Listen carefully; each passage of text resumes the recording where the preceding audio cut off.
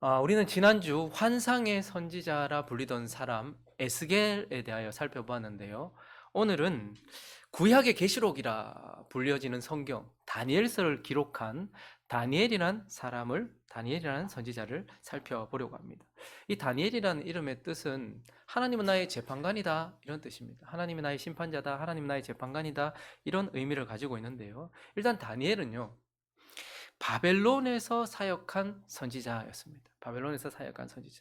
우리가 지난주 살펴봤던 에스겔은 한 25세쯤에 여호야긴 왕과 함께 2차로 포로로 끌려가서 거기에서 하나님께 부름을 받아서 선지자로 사역했던 사람이었다면, 오늘 우리가 살펴보게 될 이 다니엘은 빠르면 17세쯤, 적어도 20세쯤에 여호야김, 3년째 되는 여호야김 왕과 함께 1차 처음으로 포로로 끌려갔던 사람입니다. 그래서 거기서 하나님께 부름을 받아서 선지자로 사역했던 사람이 바로 다니엘입니다.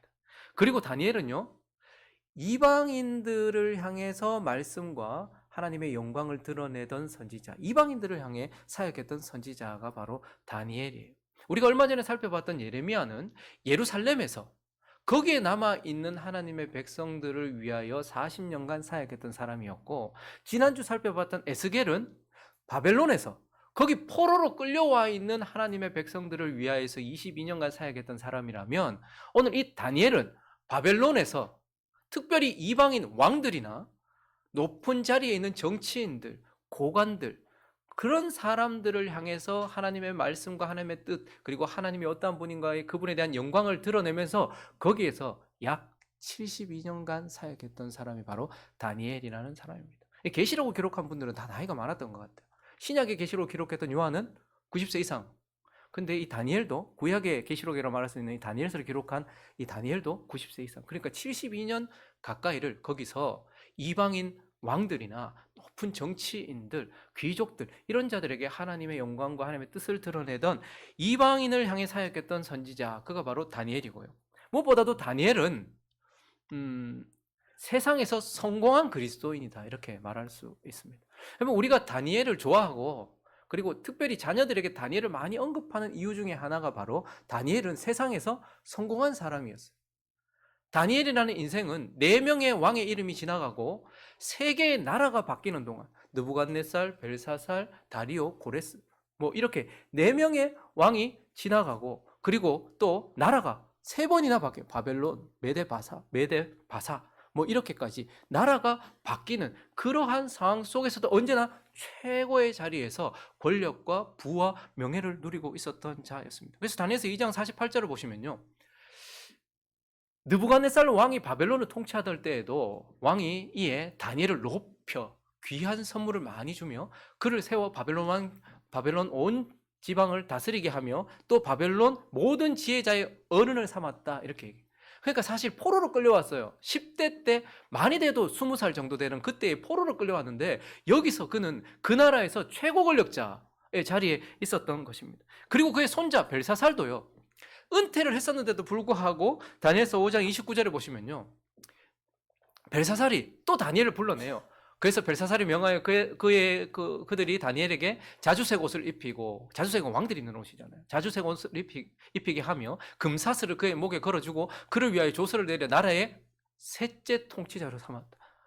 왕이 지나갔는데도 여전히 3번째 통치자로서 그 제국의 큰 높은 자리에서 부와 명예와 모든 것들을 누리고 있었다 이렇게 얘기해요. 거기다가 나라가 바뀌었습니다. 그런데 다니엘서 6장을 가보시면요, 이번에는 다리오가 자기의 뜻대로 고관 120명을 세워 전국을 전 세계를 통치했었어요. 그 당시에 또 그들 위에 총리 셋을 두었는데 다니엘이 그 중 하나였고, 이는 고관들로 총리에게 자기 직무를 보고하게 하여 왕에게 손해가 없게 하려고 그렇게 120명 정도를 세웠는데, 그 위에 또 3명을 세웠는데 그 중에 다니엘이었다. 그게 으뜸이었다 이렇게 이야기해요. 그렇기 때문에 어떻게 보면 다니엘은 우리처럼 이 세상에서 성공한 사람, 와, 다니엘, 이런 사람이 다니엘이었다라는 거예요. 근데 무엇보다도 다니엘은요, 바벨론에서 승리한 사람이었다 이렇게 말할 수 있어요. 하나님께서 우리에게 다니엘을 주목시키는 이유는 그가 세상에서 성공했기 때문이라기보다는 그가 세상에서 승리했기 때문이다라는 거예요.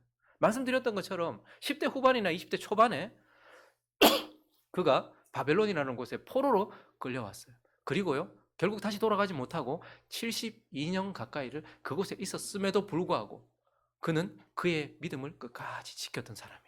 그리고요, 빛을 잃지 않았던 사람, 맛을 잃지 않았던 소금이었던 사람입니다. 그래서 그는 이 72년 가까이를 그곳에서, 그것도 높은 자리, 여러분 낮은 곳에서 신앙 지키는 것도 사실 힘들어요. 그러나 더 어려운 건 높은 곳에서 잘 될 때에 신앙을 지키는 건 어려워요. 근데 그는 72년간이나 그 가까운 시간을 그 높은 곳에서도 자신의 믿음을 끝까지 지켰던 사람이고, 그리고 그를 통하여서 세상의 왕들이 굴복을 합니다. 그래서 느부갓네살이 이런 고백을 하잖아요. 다니엘서 4장으로 가보시면요, 34절부터 보시면, 그 기한이 참에 나 느부갓네살이 하늘을 우러러 보았더니 내 총명이 다시 내게로 돌아온지라. 이에 내가 지극히 높으신 이에게 감사하며, 이 다니엘 때문에 영생하시는 이를 찬양하고 경배하였나니 그 권세는 영원한 권세요 그 나라는 대대에 이르리로다. 땅의 모든 사람들을 없는 것 같이 여기시며 하늘의 군대들에게든지 땅의 사람에게든지 그는 자기 뜻대로 행하시나니 그의 손을 금하든지 혹시 이르기를 네가 무엇을 하느냐고 할 자가 아무도 없도다. 그때에 내 총명이 내게로 돌아왔고 또 내 나라의 영광에 대하여도 내 위엄과 광명이 내게로 돌아왔고 또 나의 모사들과 관원들이 내게 찾아오니 내가 내 나라에서 다시 세움을 받고 또 지극한 위세가 내게 더하느니라. 읽어주십시오. 시작.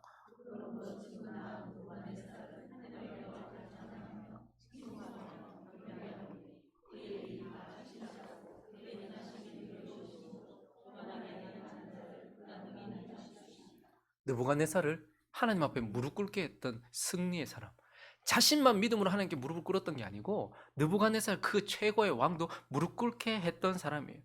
다니엘서 6장도 한번 볼까요? 25절부터 보시면, 이에 다리오, 이번에는 나라가 바뀌었어요. 메데 바사, 이 다리오 왕이 온 땅에 있는 모든 백성과 나라들과 언어가 다른 모든 사람들에게 조서를 내리되 원하건대 너에게 큰 평강이 있을지어다.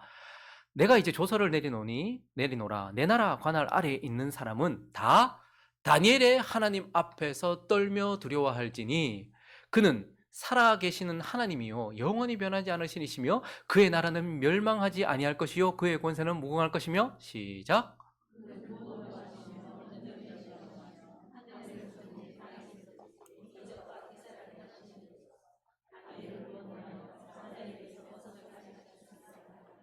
다니엘은 세상 가운데서 바벨론에서 성공한 사람이기보다는 승리한 사람이었어요. 믿음으로 자신을 지켰던 사람이지만 그 나라의 모든 왕들을 하나님 앞에 굴복시키는 승리했던 자, 그가 바로 다니엘인 것입니다.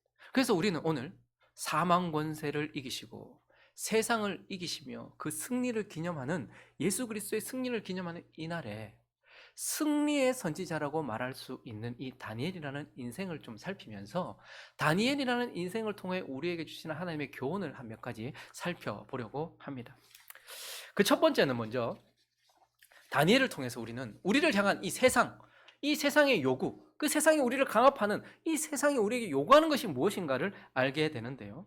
그럼 그리스도인 된 저와 여러분에게는 특별히 여러 대적들이 있지만 대표적인 세 가지 대적이 있습니다. 첫 번째는 우리 밖에 있는 마귀라는 대적, 이게 첫 번째 대적이에요.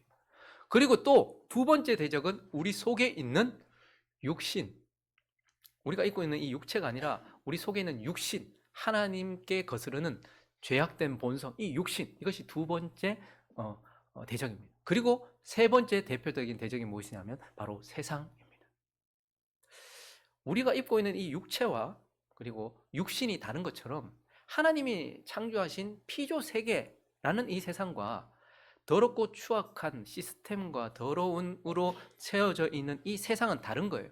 성경에서 보면 하나님이 세상을 이처럼 사랑하사라고 말할 때는 이 피조 세계를 말하는 거예요. 그런데 지금 우리의 대적이라고 하는 이 세상은 우리의 육체와 육신이 다른 것처럼 피조 세상을 말하는 것이 아니라 더럽게 타락한 이 원리들, 이 세상이 돌아가고 있는 이 더러운 것들, 이걸 향해 세상이라고 하고, 이 세상이 세 번째 우리의 대표적인 대적인데요. 사람들은 이 우리의 대적인 세상이 그리스도인들에게 강압하고 그리스도인들을 향해 가지고 있는 목표가 우리를 세상 속에서 괴롭게 만들고 악한 자로 만들고, 그래서 추악한 죄인으로, 세상은 우리를 추악한 죄인으로 만들려고 한다라고 생각하는 경향이 있어요. 그러나 우리의 대적인 세상이 우리를 향해 가지고 있는 진짜 목표, 우리를 향해 하고 있는 그 요구는 무엇이냐면 우리가 세상에 속하기를 바라요. 그래서 세상 사람과 같아지게 하려는 목표를 가지고 있다라는 것입니다. 그래서 우리는 이 다니엘이라는 사람의 이야기가 시작되는 지점에서 그것을 확실하게 알 수 있습니다. 정말 세상이 우리를 향해서 무엇을 하고 있는가? 바로 세상과 같아지기를 원한다라는 거예요. 그래서요, 다니엘의 이야기가 시작되는 1장으로 가보시면 먼저 이 세상은 우리가 세상에 속하고 그리고 세상과 구별되지 않는 것, 그리고 세상 사람과 같아지는 것, 세상 사람처럼 살아가게 하는 것, 그게 세상의 목표란 말이에요. 그래서요, 보면 먼저 이 세상이 어떻게 하는 거 하니까 왕이 환관자 아스부나스에게 말하여 이스라엘 자손 중에서 왕족과 귀족 몇 사람 곧 흠이 없고 용모가 아름다우며 모든 지혜를 통찰하며 지식에 통달하며 학문에 익숙하며 왕궁에 설만한 소년을 데려오게 하였고, 자, 여기에 다니엘과 그의 친구들 하나냐 미사야 아사랴가 포함되어 있었습니다. 그러니까 그리스도인들, 흠이 없는, 하나님 앞에서도 흠이 없었던 그리스도인들이 있었어요. 그런데 세상이 원한 것은 무엇이냐면 이 그리스도인들을 세상과 같아지게, 세상 사람처럼 만들려고 했어요. 그래서 그들이 했던 것이 무엇이냐면 그들에게 갈대아 사람의 학문을 가르쳤다, 이렇게 이야기를 하고 있어요. 세상이 우리가 세상 사람처럼 되게 하려고 세상의 학문을 우리에게 줘요. 그들은 율법과 하나님의 말씀을 믿음으로 살았어요. 그런데요, 이제 세상은 우리에게 세상의 가치관, 세상의 관점, 세상의 세계관, 세상의 학문, 세상의 지식, 이런 것들을 우리에게 심어준단 말입니다. 그래서 이전에는 하나님의 말씀을 믿으면서 살았던 그들이었지만 세상은 세상에 있는 지식과 이것들을 믿는 믿음으로 살아가게 만드는 거예요. 지식을 추구하면서 살아가게 만드는 거예요. 그래서 끊임없이 세상적인 논리, 합리주의, 이성주의, 뭐 이런 것들, 교회 안에 들어와 있는 이러한 것들, 세상의 학문, 과학주의, 뭐 이런 것들을 가지고서 살아가도록 만들어요. 그래서 많은 사람들이요, 하나님의 말씀을 믿으면서 살아갔던 이 다니엘, 그들에게 하나님의 말씀이 아니라 세상이 가르쳐주는 지식, 과학적 소견, 뭐 이런 것들을 가지고 살아가도록 그렇게 할 수 있도록 했다는 거예요. 그리고 다시 3절을 보시면, 4절을 보시면 또 그들에게 갈대아 사람의 언어를 사용하게 했다, 이렇게 말을 바꿔버리는 거예요. 그들은 믿음의 말을 했고요, 하나님을 경배하는 말을 했고, 이웃을 사랑하는 말을 했고, 하나님의 공동체로서의 말을 했어요. 그런데 그들에게요, 세상의 언어를 집어넣습니다. 비천한 말들, 비관적인 말들, 더러운 말들, 세상적인 말들, 세속적인 말들, 이러한 말들을 사용하게 하고 인간적인 말들, 그러한 말들을 사용하게 했다라고 이렇게 이야기를 하고 있습니다. 그리고요, 5절로 넘어가 보니까요, 또한 그들은 세상과 같아지게 하려고, 세상 사람처럼 되게 하려고, 또 왕이 지정하여 그들에게 왕의 음식과 그가 마시는 포도주에서 날마다 쓸 것을 주어 3년을 먹였다, 이렇게. 세상 음식과 세상의 기쁨들을 그들에게 심어주는 거예요. 그래서 이것을 맛보니까 하나님이 주셨던 거룩한 음식이나 하나님께 속한 어떤 그러한 것이 아니라 내게 기쁨을 주고 내게 힘을 줄 것 같은 세상적인 것들로 내 속을 채우게 만들어요. 사람은 무엇을 먹느냐에 따라서 그 사람이 바뀌어요. 어떤 말을 하느냐에 따라서 그 사람이 바뀌어요. 그리고 그 사람이 뭘 가지고서 살아가느냐에 따라서 그 사람이 바뀐단 말이에요. 그래서 이 세상은 그렇게 하려고, 그래서 완전히 사람을 바꾸려고 했던 거예요. 그래서 그들의 이름을 바꿔버리죠. 6절과 7절을 보시면요, 그들 가운데 유다 자손 곧 다니엘, 하나냐, 미사엘, 아사랴가 있었어요. 그런데 그들의 이름을 바꿔버려요. 벨드사살, 사드락, 메삭, 아벤누로, 이렇게 바꿔버리는 거예요. 그래서 완전히 하나님의 사람들을 세상에 속한 사람으로 바꿔버린다라는 거. 저 이름들에는 의미가 있는데 한번 여러분들이 보기 쉽게 하기 위해서 한번 해봤는데요, 다니엘이라는 이름의 뜻은 아까도 말씀드렸던 것처럼 하나님은 나의 재판관이라는 뜻이에요. 그런데요, 그의 이름을 벨드사살로 바꿔버렸어요. 의미가 완전히 바뀌어요. 벨이 나의 생명을 보호한다. 그러니까 하나님의 기준을 따라서 살아가던 자가 아니라 이제는 벨이 나의 생명을 보호한다, 벨이 나의 생명, 이런 의미로 세상 사람처럼 바꿔버리는 거예요. 하나냐라는 이름의 뜻은 여호와는 은혜로우시다라는, 은혜로 살아가는다라는 것을 보여주는 인생이 하나냐여야 해요. 그런데 이름을 사드락으로 바꿔서 월신의 명령, 그러니까 달의 신, 그들이 섬기고 있었던 신의 명령으로 은혜로 살아가는 자가 아니라 명령을 따라 살아가는 자로 세상 사람들처럼 경쟁의식 속에서, 이 치열한 세상 속에서 어떻게든 살아남으려고 애쓰던 그런 월신의 명령으로 살아간다라는 걸 보여주는 사드락으로 바꿔버리고, 미사엘이라는 이름은 하나님 같은 분이 누구냐, 하나님 같은 분이 어딨냐 라는 의미인데 그를 메삭이라는 이름으로 바꿔서 그들이 섬기던 아쿠라는 신, 그래서 아쿠 같은 이는 누구냐, 이렇게 이름을 바꿔버리고 아사랴는 여호와는 나의 도움입니다 라는 의미를 가지고 있는데요, 도움으로 살아가던 자를 아벳느고로 바꿔서 느고라는 신의 종, 이렇게 완전히 의미가 바뀌어버리는 거예요. 그래서 우리는 이 다니엘이라는 인생을 통해서 우리가 살아가고 있는 이 세상이 우리에게 뭘 요구하는지, 뭘 자꾸 추구하게 만드는지를 보여주는데, 그건 바로 우리가 세상에 속하여서 전혀 구별되지 않고 세상 사람과 같아지기를 바란다라는 거예요. 그래서 지금도 마찬가지입니다. 지금도 세상은 우리에게 세상적 지식으로 살아가게 하려고 해요. 그래서 참 믿음은 없는데 합리적인 사람들이 있어요. 참 지적인 사람들이 있어요. 지적인 삶과 영적인 삶은 완전히 달라요. 근데 교회가요, 영적이지 않고 이제 지적으로 바뀌어가고 있는 것을 우리는 보게 됩니다. 그리고 우리가 쓰는 언어는 믿음의 언어가 아니에요. 이 땅에 속한 언어예요. 더러운 말, 부정적인 말, 하나님을 무시하는 말, 이런 말들로 가득 차 있어요. 그래서 이 사람의 이야기를 들어보면 하나님 나라 백성인지 세상 사람인지 전혀 모르겠어요. 그냥 세상 사람들의 가치관에 박힌 말 그대로 사용합니다. 그리고요, 세상 것들로, 저기 포도주라는 것은 즐거움을 의미하잖아요. 예수님도 제자들을 3년 동안 훈련시켰는데 이 세상도 3년 동안 그렇게 계속해서 왕의 음식, 근데 저건 그냥 단순히 음식이 아니고 이방 신에게 바뀌었던 우상 숭배했던 음식들이거든요. 그러니까 우리를 더럽히는 거예요. 그러니까 몸을 더럽힌다기보다는 우리의 마음을 더럽히는 것들이, 세상에는 모든 것이 가하지만 모든 것이 유익한 건 아니거든요. 근데 우리를 더럽히는, 우리의 마음을 더럽히는 것들이 있어요.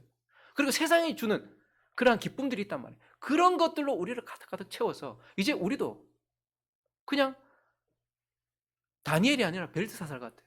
세상에 나가면 전혀 구별이 안 돼요.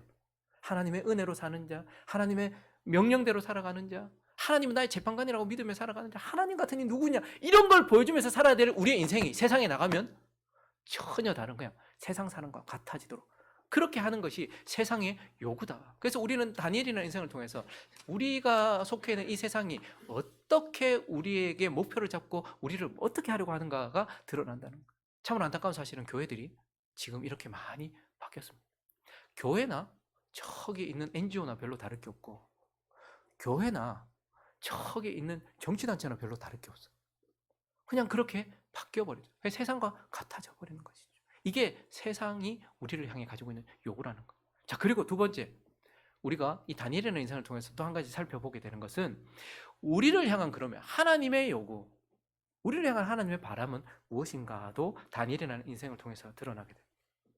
그러면 다니엘이 살았던 곳은 바로 이런 곳이었습니다. 바벨론 사람 만들려고 평생을 세상 사람 만들려고 했던 그 세상에 속해서 살았어요. 그리고 그는 72년을 살았지만 그곳에 있으면서 다시는 예루살렘, 하나님의 거룩한 나라, 도성으로 돌아가지 못했지만, 그러나 그는 자신의 믿음을 지켰고 그는 그리스도인으로 길을 걷다가 그리스도인으로 그의 인생을 마쳤던 사람이에요. 자, 그러면 어떻게 이런 세상 속에서 세상에 물들지 않고 세상과 같아지지 않고 자기 자신을 지키고 믿음으로 살았는가? 꺼지지 않는 빛, 맛을 잃지 않는 소금으로 그렇게 살 수 있었는가? 그 첫 번째 이유는 아마 그가 뜻을 정했기 때문일 겁니다. 1장 8절을 보실까요? 이런 세상 속에서 다니엘이 했던 첫 번째 모습이 이것인데, 다니엘은 뜻을 정하였다, 이렇게 얘기해요. 어떤 뜻을 정하였는가 하니까, 우상에게 드려졌던 것들, 세상에 있는 것들, 세상의 것들로 나를 기쁘게 하려고 하는 것들로 자기를 더럽히지 않겠다라고 마음에 결심을 했다는 거예요. 그는 뜻을 정했어요. 나는 세상에 살고 있지만 세상 사람으로 살아가지 않겠다. 나는 세상에 있지만, 그리고 세상의 가장 높은 자리에 있지만 하나님 나라 백성이라는 것을 잊지 않겠다. 나는 그리스도인답게 살겠다라는 뜻을 정했다라는 거예요. 그리고 그의 친구들, 다니엘은 항상 이렇게 같이 언급되잖아요. 다니엘과 세 친구 이렇게 되잖아요. 그래서 다니엘의 세 친구들도 보면요, 3장 16절부터 보시면 사드락, 메삭, 아벳느고가 저기 우상 세워놓고, 자기를 형상화한 우상을 세워놓고 거기 엎드려 절하라고 했거든요. 근데 지금은 이런 식으로 우상 숭배하라고 하지 않잖아요. 어쨌든 우상을 숭배하겠어요. 근데 그때 왕에게 대답하여 이르되, 느부갓네살이요, 우리가 이 일에 대하여 왕에게 대답할 필요가 없나이다. 왕이여, 우리가 섬기는 하나님이 계시다면 우리를 맹렬히 타는 풀무불 가운데서 능히 건져내시겠고 왕의 손에서도 건져내실 것입니다.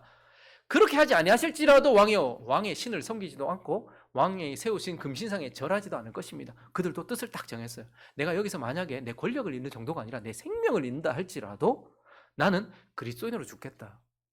나는 사드락, 메삭, 아벳느고로 살지 않고 나는 하나냐, 미사엘, 아사랴로 죽겠다라고 뜻을 딱 정했단 말입니다.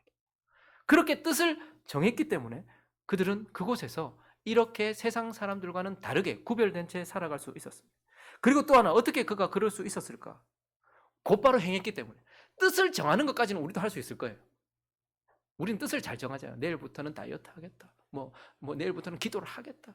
올해는 일독을 하겠다. 난 내일부터는 아내한테 잘하겠다. 다시는 이거 하지 않겠다. 이런 뜻을 정하는 건 잘하잖아요.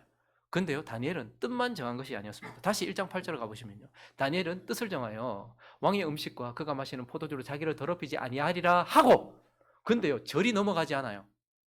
9절로 넘어가지 않고 그 절 안에서 자기를 더럽히지 아니하도록 환관장에 가서 행동했단 말이에요. 왜 하나님께서 한 절에 넣으셨을까요? 결심과 행위는 붙어 있어야 됩니다. 자꾸 생각하는 사람들이 있어요. 내가 뜻은 이렇게 정했는데 내일 우리 마음이 바뀌고, 내가 뜻은 이렇게 정했는데 모레 나의 마음이 바뀌고. 그래서 하나님 다니엘을 통해서 우리에게 뭘 보여주시는 거니까, 나는 뜻을 정하여 결코 나를 더럽히지 않을 것이며 나는 그리스도인으로 죽겠다라고 뜻을 정했을 때에 그렇게 하기 위하여 곧바로 행했다라는 것을 보게 됩니다. 근데 무엇보다도 이 다니엘의 행위는요, 곧바로 이어지는 행위였지만 믿음으로 한 행위였습니다. 믿음으로. 1장 12절과 13절을 보시면 그들이 이렇게 말해요. 청하오니, 여러분, 근데 지금 3년 동안 이렇게 먹이고 입히고 가르치잖아요. 예수님이 제자 훈련 하시듯 이들도 여러 나라에서 잡혀왔을 것 아닙니까? 그래서 거기서 왕의 음식 먹이고 이름 바꾸고 다른 언어 쓰기 만들면서 거기서 이렇게 그들을 교육시킨단 말이에요. 그리고 이들을 왕이 쓸만한 사람으로 딱 내놔야 되는데, 그러면 이것을 교육하는 사람들 입장에서는 이 사람들이 얼굴도 상하지 않아야 될 것이고 지식도 많아야 될 것이고 잘 돼야 될 것 아닙니까? 그런데 왕이 최고의 음식을 자기 걸 나눠줬는데 보니까 피골이 상접하고 막 이렇게 되고 막 얼굴빛도 안 좋고 막 이러면 이 사람이 목숨이 걸려있단 말이에요. 근데 그가 뭐라고 얘기하는 거예요? 청하오니, 당신의 종들을 열흘 동안 시험해 보십시오. 나는 이런 고기 안 먹어도 됩니다. 여기서 말하는 건 단백질이라기보다는 우상에게 드려지지 않은 것, 나는 깨끗한 거 먹겠다는 거예요. 근데 사실 여러분 잘 먹어야 되잖아요. 잘 못 먹으면, 저도 계속 1일 1식 하고 막 한 개 먹을 때 폭식하고 이래가지고 이제 폭삭 막 이렇게 돼버렸는데, 잘 먹어야 돼요. 나이가 드실수록 너무 많은 단백질을 먹어서도 안 되고 너무 적은 단백질도 아니라 적당한 양의 단백질. 근데 저기 한 10대, 20대 이러니까 잘 먹으면 잘 먹을수록 윤기가 나는 사람 아니었겠어요. 근데 그냥 풀떼기만 먹인다. 그러면 얼굴도 이렇게 될 것이고, 그러면 나의 생명이 위험하다. 그런데 그들이 뭐라고 얘기하는 거니까, 하나님 나 도우실 거다. 내가 풀떼기만 먹고 물만 먹어도 나는 건강할 것이고 나는 지혜로울 것이며 나는 하나님이 붙들어 주실 것이라는 믿음으로 행해. 그래서 뭐라고 말하는 거예요? 열흘 동안 시험해봐라. 그래서 내가 하찮게 여기는 채식, 물만 줘봐라. 근데 13절에 보니까요, 당신 앞에서 우리의 얼굴과 왕의 음식을 먹는 소녀를 비교해봐라. 그래서 만약에 영 아니다 싶으면 다시 해봐라. 이렇게 얘기하는 거예요. 뭐예요? 하나님 반드시 나를 지키신다. 하나님 반드시 나를 붙들어 주신다라는 믿음으로 행하는 거예요. 하나님께서 내 그렇게 할게라고 말한 게 아니라 내가 하나님께 뜻을 정하고 내가 그렇게 행할 때 나는 믿음으로, 하나님께서 내가 이렇게 하면 내가 손해볼 수도 있을 것이고 내가 잘못될 수도 있겠지만 그러나 하나님은 나를 지키실 거야 라는 믿음을 가지고 있었다는 거예요. 친구들도 마찬가지였습니다. 3장 17절을 다시 보시면요, 왕이요, 우리가 섬기는 하나님이 계시면 우리를 맹렬히 타는 풀무불 가운데서 능히 불에 던지겠다 했거든요. 7배나 뜨거운 불에 던지겠다 했단 말입니다. 그런데 그들이 그 앞에서 다 엎드리는데, 여러분 저기 큰 신상이 서 있어요. 그리고 각 나라에서 온 사람들과 그리고 거기서 교육받았던 모든 고관들과 백작들이 거기 다 있는데 음악이 나오고 거룩한 막 거룩해 보이는 그런 음악들이 나올 때 전부 다 엎드리고 있는데 딱 3명이 딱 서 있습니다. 그리고 죽이겠다 얘기해요. 태워 죽이겠다 이렇게 얘기합니다. 근데 그들이 끝까지 왕이 설득을 합니다. 야, 지금이라도 엎드리면 살려줄게. 근데 뭐라고 합니까? 절대 안 엎드립니다. 이건 객기가 아니었어요. 믿음이었습니다. 하나님께서 우리 건지시겠지. 내가 하나님을 향한 믿음을 지켰는데 하나님은 가만히 계시겠냐. 하나님 나를 지켜주실 거야 라는 믿음으로 행했단 말이에요. 어떻게 그렇게 그들은 자기 자신을 72년간이나 거기서 지킬 수 있었는가. 그들이 뜻을 딱 정했어요. 그리고요, 믿음으로 행했단 말이에요. 그리고 무엇보다도 그것을 뒷받침하는 것들이 있습니다. 다니엘서 전체를 읽어보면요, 다니엘이 어떤 사람이었는가 하는 게 드러나는데 그는 기도하는 사람이었어요. 그냥 믿음으로 행하기만 한 사람이 아니라 그 모든 것 뒤에 믿음이라는 게 있어요. 기도라는 게 있었어요. 다니엘서 6장 10절을 보시면 그가 평소에 어떻게 기도했는지가 한 절에 드러납니다. 그가 평소 그의 삶을 세상 속에서 72년 가까이를 어떻게 살았는가가 드러납니다. 읽어주십시오. 시작.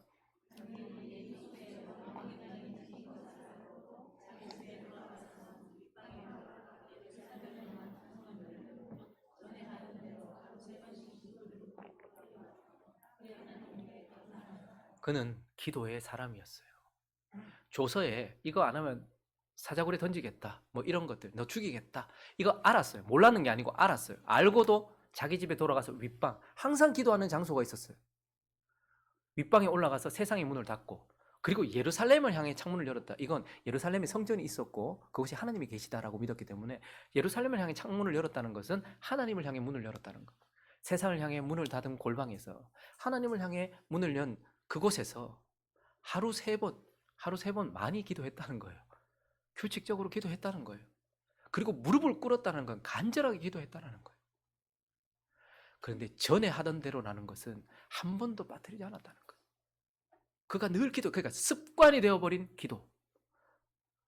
세상을 향해 문을 닫은 골방에서 하나님을 향해 문을 열고 있는 그곳에서 하루에 3번씩 무릎을 꿇고 간절하게 늘 하던 대로 하나님께 기도했는데, 하나님께 때를 썼던 것이 아니라 하나님이 어떻게 하시든지 받아들이겠다는 마음으로 감사했어요.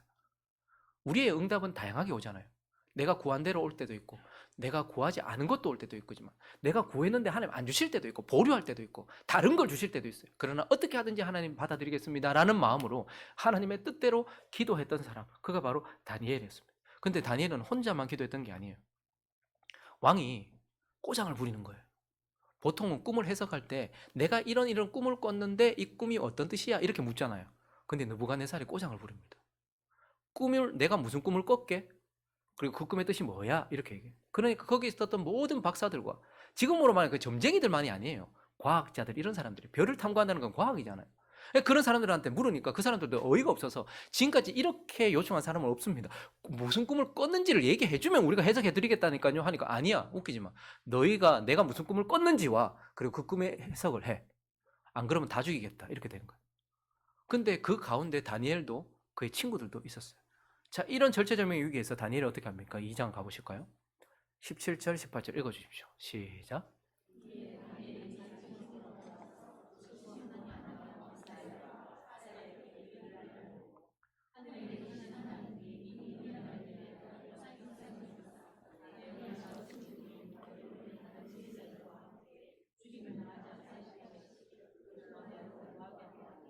연합해서 기도하는 거예요.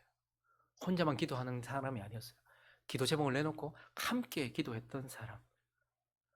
다니엘은 이런 사람이었다라고 말하면서, 이러한 다니엘의 모습을 통해서 하나님 우리에게 말씀하시고 싶은 것은 뭐냐면, 세상 속에서 너희도 이렇게 살라는 거예요.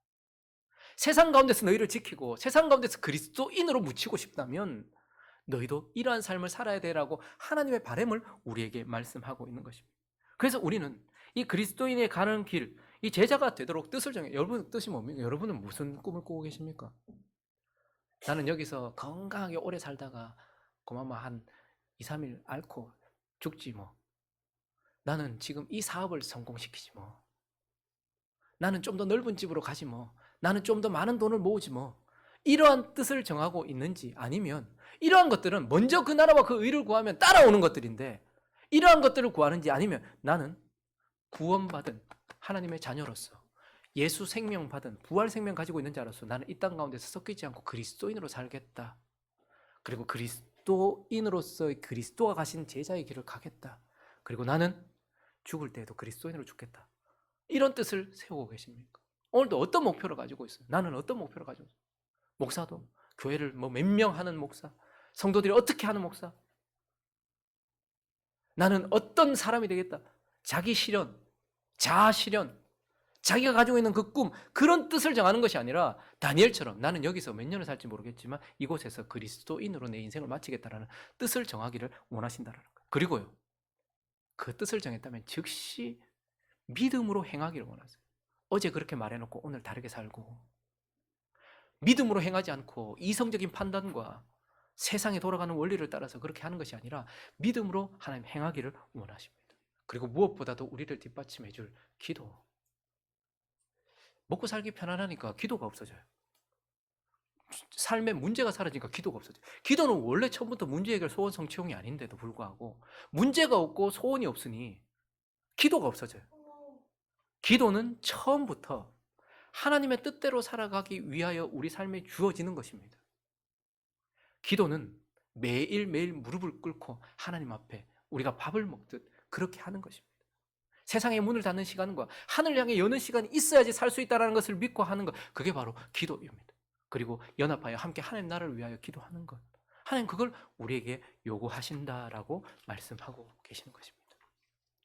마지막으로 한 가지, 이 다니엘이라는 인생을 통해서 또 하나님께서 우리에게 주시는 교훈, 그 세 번째는 이 세상 속에서 우리에게 주시는 하나님의 은총이 뭔가 하는 거예요.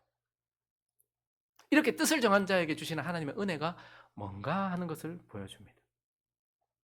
다니엘이 이런 바벨론 사람 만들려고 하는 이 세상 속에서, 이 화려하고 거대한 세상 속에서 끝까지 자기의 믿음을 지키고 끝까지 그리스도인으로 살 수 있었던 것은 그가 뜻을 정하여 믿음으로 행했기 때문일 것입니다. 그러나 이 다니엘서 전체에서 하나님 세 번이나 진짜 그 이유가 무엇인지, 그가 그렇게 믿음을 지키고 그리스도인으로 눈을 감을 수 있었던 진짜 이유가 뭔지 다니엘서 세 번이나 말하고 있어요. 확인해 볼까요? 다니엘서 9장 가볼까요? 23절 읽습니다. 시작.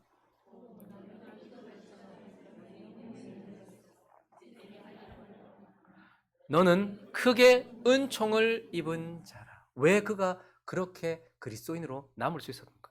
그가 크게 은총을 입은 자이기 때문이다라고 말하고 있어요. 또 반복되는 이야기 10장으로 넘어가 볼까요? 11절입니다. 내게 이르되 큰 은총을 받은 사람 다니엘아. 뜻을 정한 그에게 하나님은 은총을 내리셨어요. 그래서 큰 은총을 받은 사람 다니엘아 이렇게 불러주셨습니다. 19절에도 동일한 말씀하십니다. 이르되 큰 은총을 받은 사람이요. 이렇게 얘기합니다. 다니엘이 그렇게 살 수 있었던 이유는 그가 뜻을 정하였기 때문이지만, 그러나 그 뜻을 정한 그에게 하나님께서 뭘 주셨다?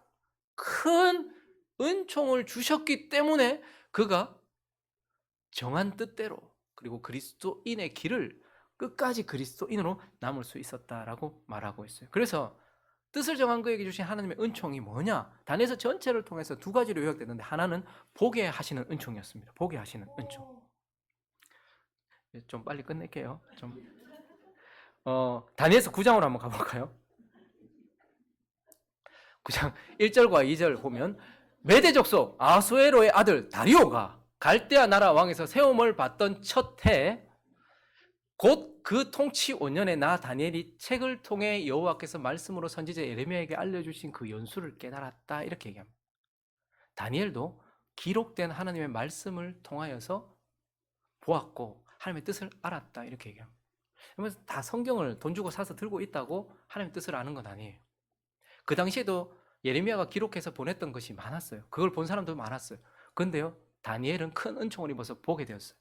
내 삶 속에 일어날 일, 하나님께서 가지고 계신 그 뜻, 이러한 것들을 기록된 말씀을 통하여서 하나님의 뜻을 알게 되었다. 보게 하셨다라는 것을 우리는 보게 되는 거예요.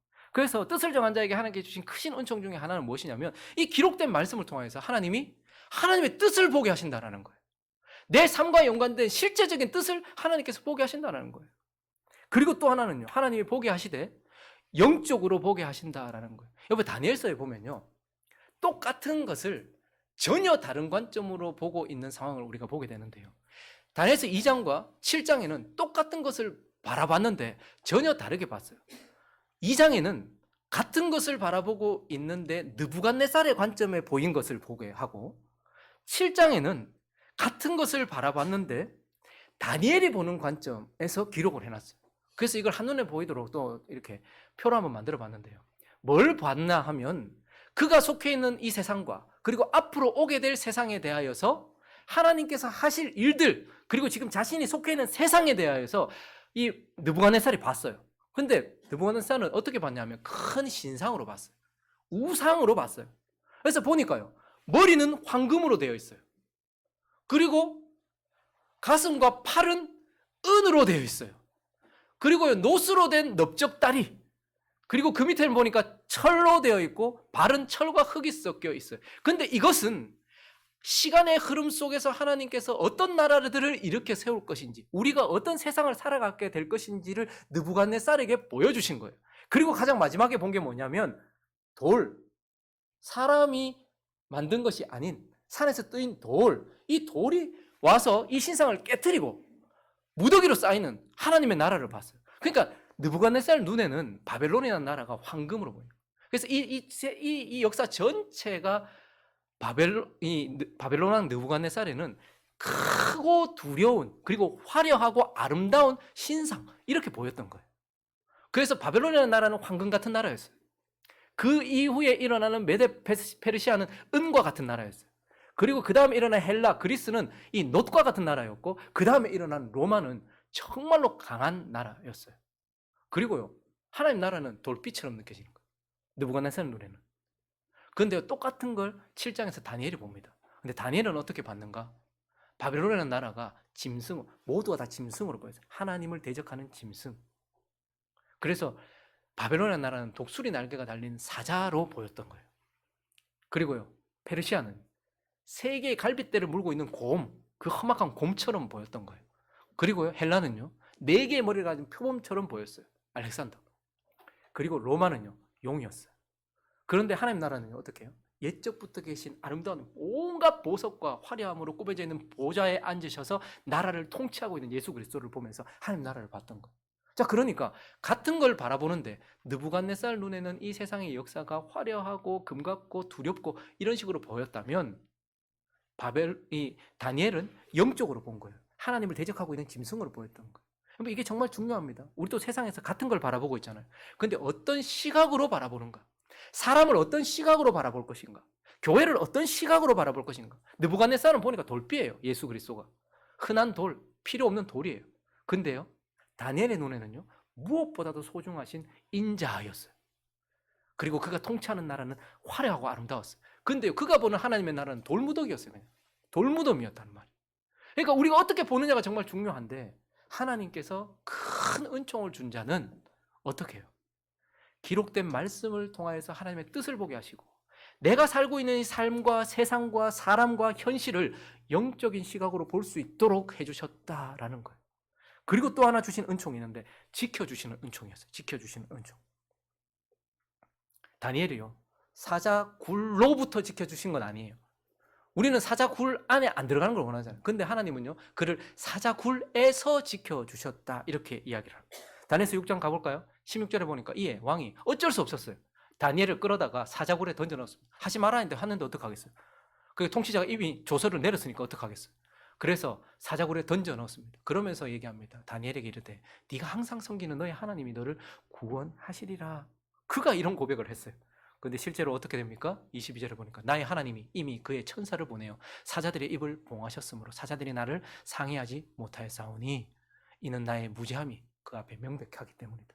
어떻게 해요? 하나님께서 사자굴로부터가 아니라 사자굴에서 사자로부터 그를 지켜주셨다라고 이렇게 말하고 있어요. 그리고요, 또 그와 같은 믿음을 가지고 있었던 친구들도 마찬가지였습니다. 풀무불로부터가 아니라 풀무불 자체에 안 들어간 게 아니었어요. 풀무불에서, 그 활활 타오르는 7배나 뜨거운 그 풀무불에서 그들을 지켜주셨다. 그 불로부터 지켜주셨다는 걸 보게 돼요. 다니엘서 3장 25절 볼까요? 왕이 또 말하여 이르되 내가 보니 결박되지 불에 집어 던졌거든요. 3명 다 결박해서 집어 던졌거든요. 그런데 그 불 속에서 보니까 결박되지 아니한 4사람이 불 가운데 다니는데 상하지도 아니하였고 그 넷째 모양이 신들의 아들과 같도다라고 얘기해요. 뭐예요?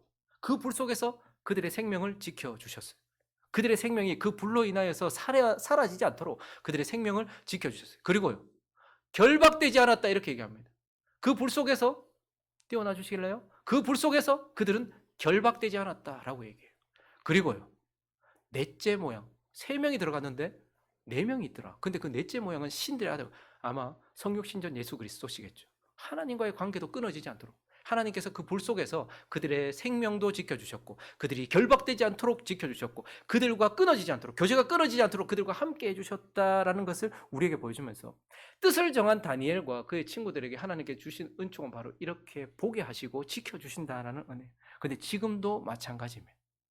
지금도 우리가 뜻을 정하여 하나님께 믿음으로 행하면 하나님이 우리에게 크신 은총을 주시는데 동일한 은총을 주세요. 보게 하신단 말이에요. 기록된 성경을 통해서 하나님의 뜻을 보게 하신단 말입니다. 그리고요, 영적으로 보게 하세요.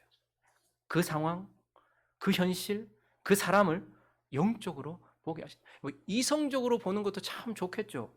상식을 벗어나지 않고 보는 거 참 좋겠죠. 그러나 우리가 사는 삶은 이성적인 삶이 아니라 믿음의 삶이고 영적인 삶이에요. 그래서 영적인 시각으로 하나님께서 보게 하신다. 우리가 뜻을 정하고 나아가면 하나님께서 우리에게 큰 은총을 주셔서 그렇게 보게 하신다는 것. 그리고 우리를 지켜주신다는 것.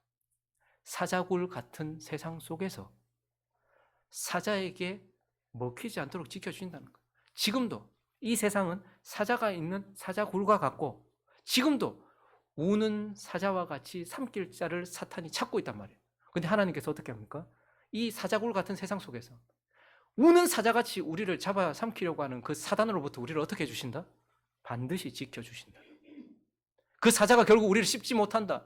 그는 우는 사자일지언정 씹는 사자는 안 될 것이다. 우리가 사는 세상은 사자굴 같아요. 그리고 거기에는 항상 우리를 노리는 우는 사자 같은 사단이 있단 말입니다. 그런데요, 하나님 크신 은총을 주셔서 그 사단이 우리를 어찌하지 못하게 한다는 거예요. 그리고요, 풀무불 같은 세상, 우리가 살고 있는 세상은 이 풀무불 같은 세상이에요. 유혹의 불이 활활 타오릅니다.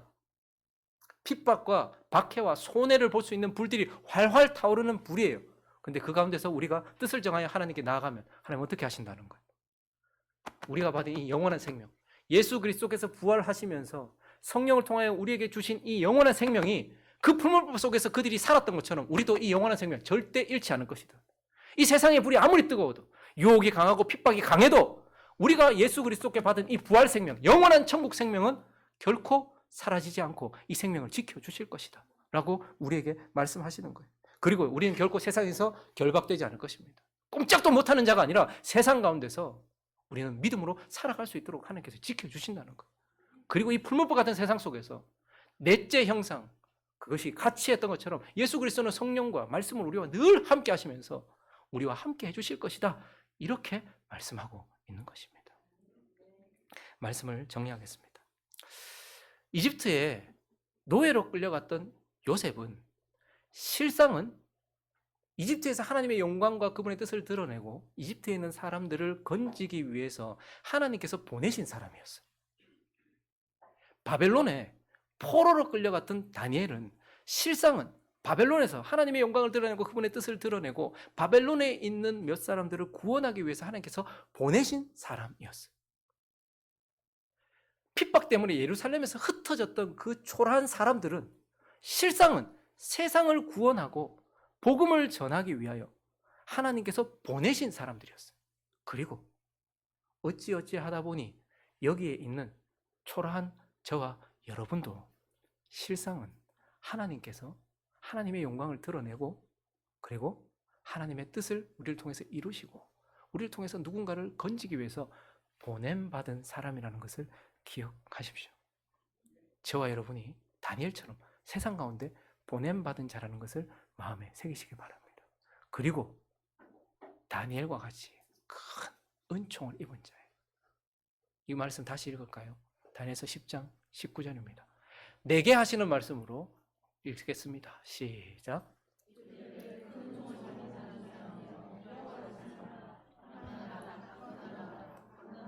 여기까지 다시 한번 시작. 이르되 큰 은총을 받은 사람이여 두려워하지 말라. 평안하라. 강건하라. 강건하라. 하나님께 보냄받은 저와 여러분에게 하나님께서 하시는 말씀인 줄로 믿습니다.